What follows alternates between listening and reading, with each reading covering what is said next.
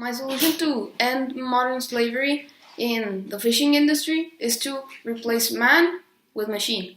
So basically, the machine would do all the work of catching the fish and doing what the slaves used to do, since they could do it more effectively.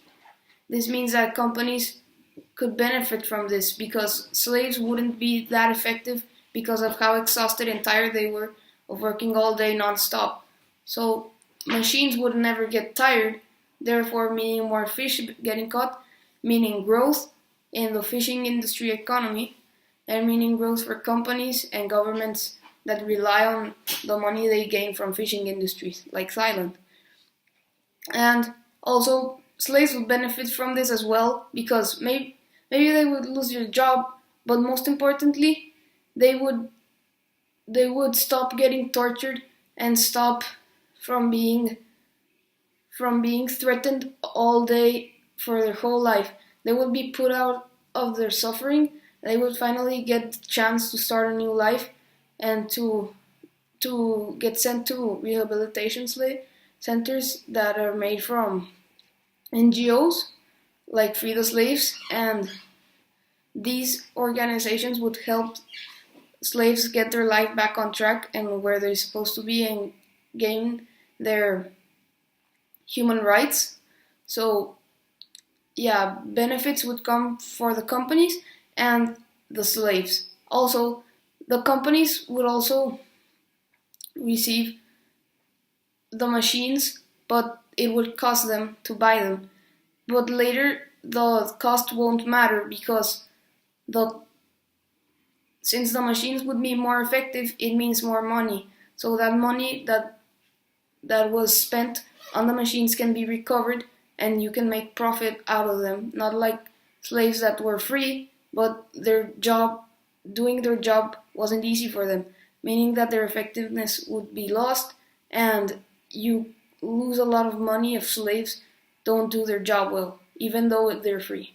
So that's my proposal for a better world with no slaves in the fishing industry. My proposal to help solve this issue is to work together with countries being affected, the people inside the countries, and NGOs. The first step is to raise awareness amongst the countries and amongst children and adults in that country.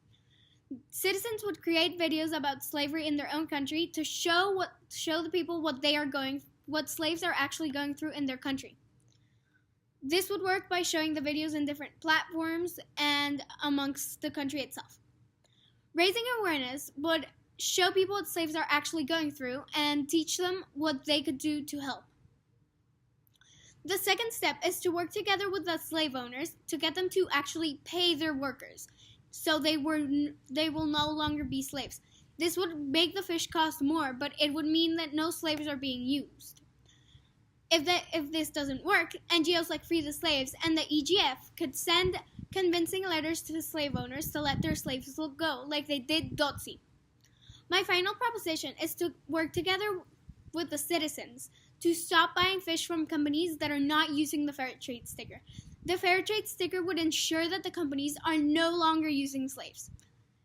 This would ensure that companies that are using slaves will no longer be in business because people would stop buying products from them, seafood products.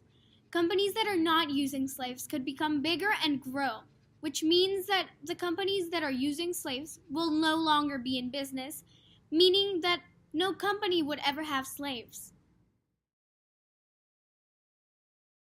My proposal to stop fishing in the slavery industry would be to first figure out what fishing industries use slaves. So after we know this, we go to their buyers, which are buying the fish that they produce, making them successful.